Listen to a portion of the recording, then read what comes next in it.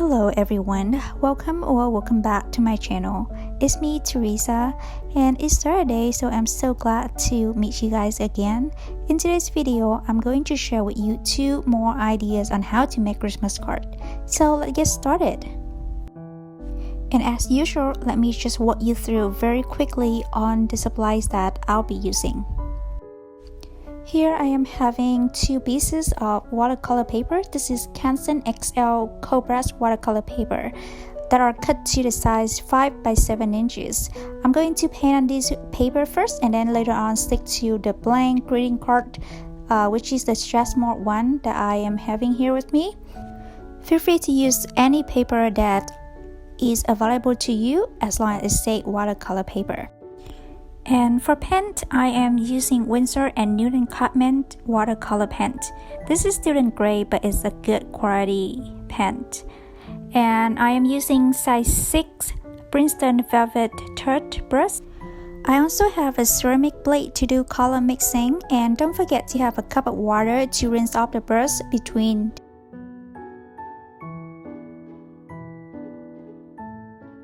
Alright, let's get started with the first design for today.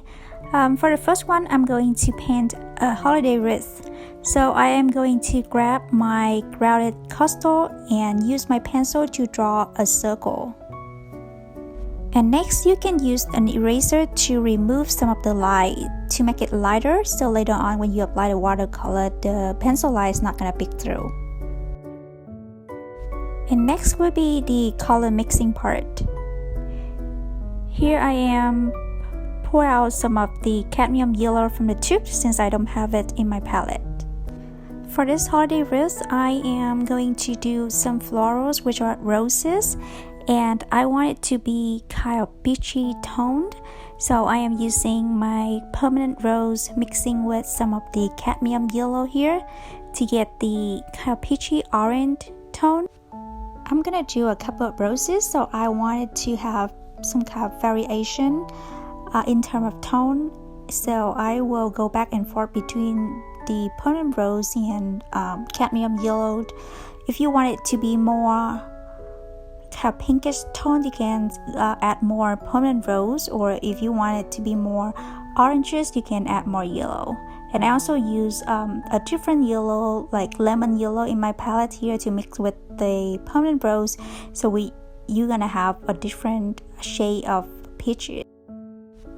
For leaves, I'm going to incorporate some of the Christmas greeneries to make it look more holiday appropriate and more festive.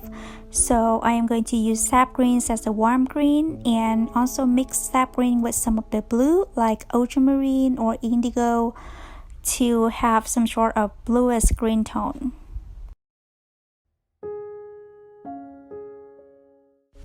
First, I will place a big rose at the bottom left side of the circle as you are seeing here.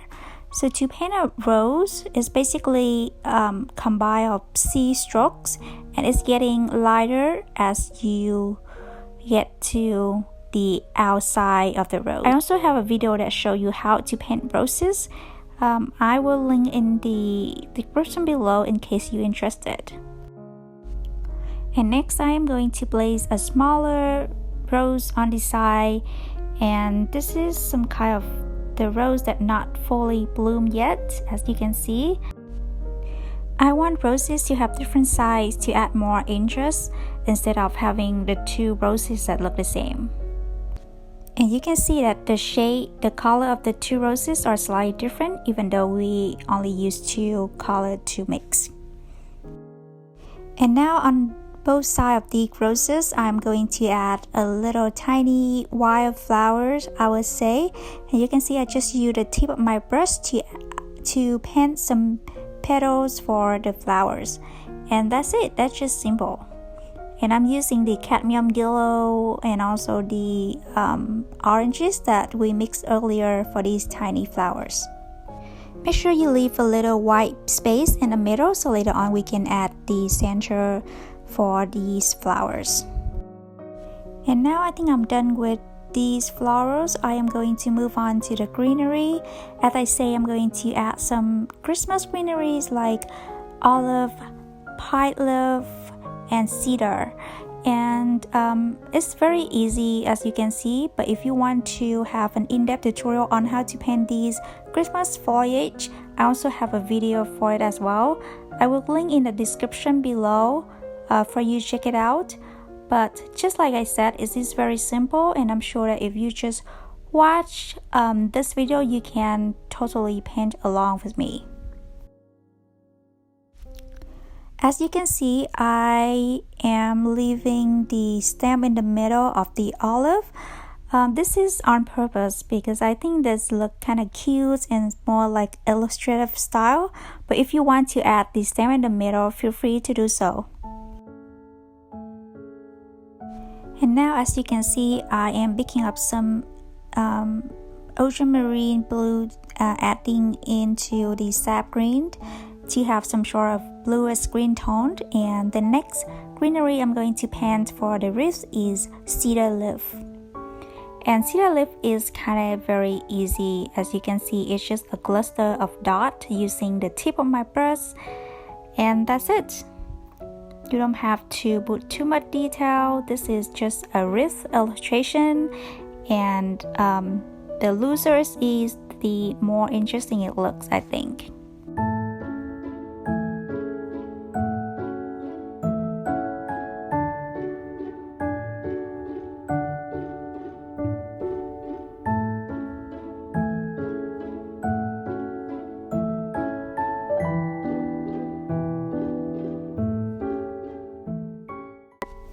And now I'm moving to the other side of the circle, and this time I'm going to add pine leaf.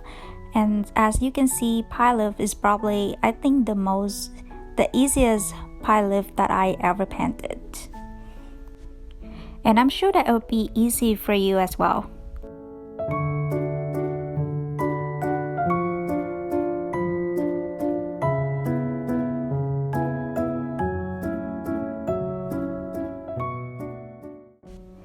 And now, as you can see, we still have an empty area on the wrist for us to fill up. And in order to fill up this area, I'm going to use a couple of branches using the brown colors, just like you see, just like a couple of branches grabbing each other. And here I am making a mistake, but don't be panicked if you, like me, making a mistake. It still can be fixable. I'm just gonna go back in with the clean water on my brush and tap onto the mistake area, and then use the napkins or a towel to remove the excess water, and done. Now you can just continue with your painting. And after that, I'm going to add some berries. I think berries is the easiest way to add into any wreath to make it look more festive and more holiday appropriate. And for these berries, instead of using the typical like purplish red colors, I am going to use orange. To have like a bolder orange, I am using the darker red on my palette instead of permanent rose, and mixing with the same cadmium yellow. And that you can see this orange is it's pretty much darker than compared to the orange that we use for those roses that we painted in the first place. And to paint berries, as you can see, it's very easy and simple. Just a couple dots and just places randomly on the branches as you go. And after that, adds a couple more stems that coming out from the branches and connect it to the berries. Now we pretty much finished filling up the whole wreath, but at this point we're not done yet. The next step is for you to touch up, to look back and see if there's any area that you need to add more layers, more darker values, and any area that need more definition. As you can see, I am coming back with the same colors, adding into the center of the roses to make it darker so that the roses have more definition. I also add a couple more leaves a tiny leaf to fill up the wreath to make it look more, grounded, and add more layers into certain areas of the greeneries to have a variation in terms of value.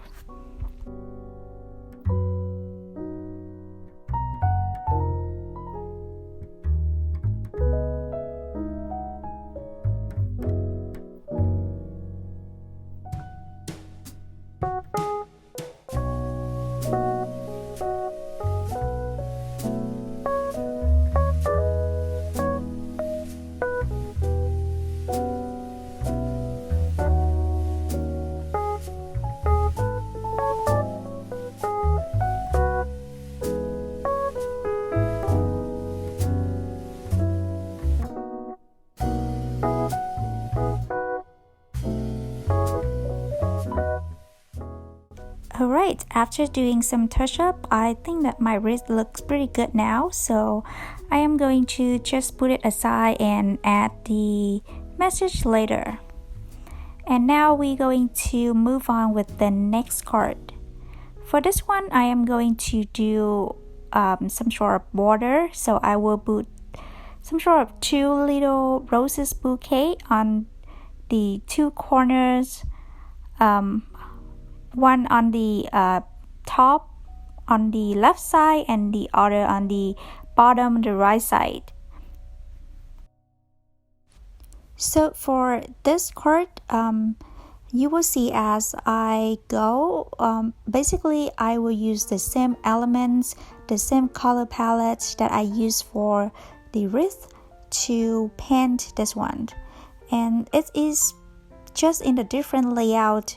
If the first one is in the circle, this one is like in the border. There's nothing different, and I want to show you that to have a different design, it doesn't have to be very complicated. You don't have to, every time you think of a new card design, you have to think of a new color palette, you have to think of a new elements to paint. You basically just use the same one but put it in a different layout, and boom, you have a different card design but with the same theme. And I think this way is gonna make your card set to be more consistent, and I think it's the best way to save you some time and too much thinking, and just sit down, play some music in the background, and enjoy the process of making the Christmas card. And here, as you can see, I sped up the process since I just kept repeating the same elements that I already did in the beginning. But if you want to have the in-depth tutorial on how to paint roses or Christmas greenery, I have videos. I will link all of them in the description below for you to check them out.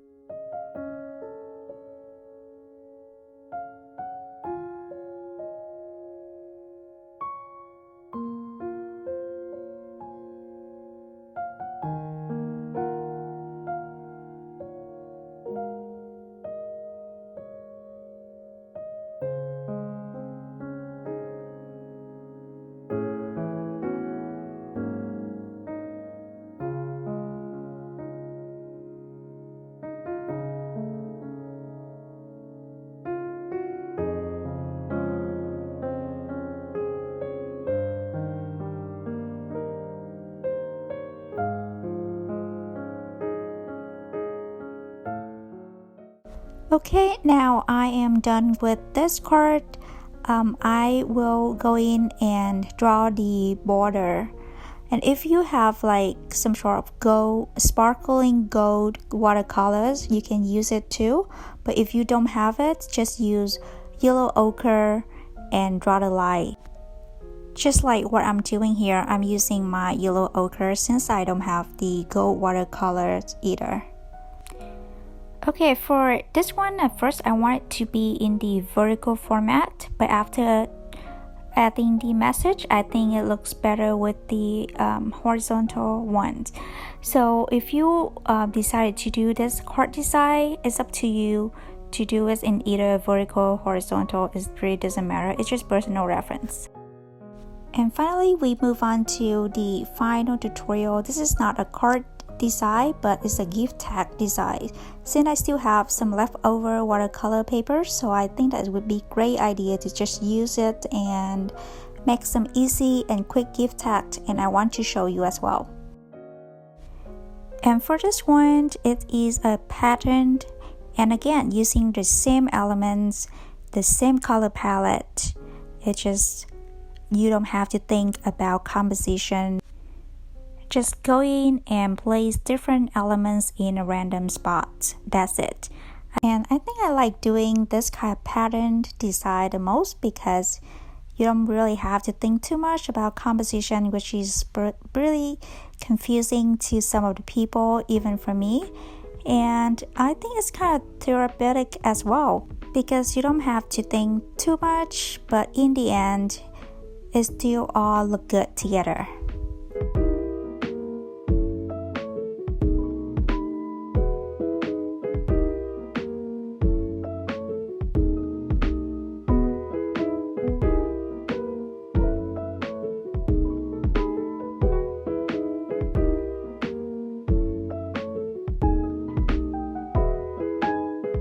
And finally, when I'm done with the painting, I am going to use all the leftover paints on my palette, mixing with a lot of water and start splashing onto the gift tag painting. I think this one I'm gonna add more characters for it. I love to do this, and you will see that I will use this technique a lot in most of my painting. Okay, my gift tag design is done. I am going to cut it half to make it two, but I think that one you can make it like a bookmark and have it as a gift as well. Okay guys, here is the final look of the first card design, which is the holiday wreath. So for this one, I'm just adding the message and also use the splashing technique to add some character. And for this one, the second card design, I just simply wrote out the message merry and bright, and that's it, nothing else, because I think it's look good enough, so I don't really need to add anything.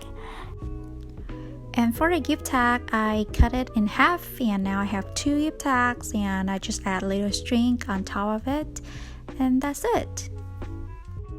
I really hope that you enjoyed today's tutorials. I hope that this one inspires you to actually sit down and paint some Christmas cards to friends and families, because handmade cards are the best. And thank you so much for watching. Don't forget to give me a thumbs up if you like this video, and subscribe to my channel because I will post new video every Saturday. And I will see you again next week. Bye!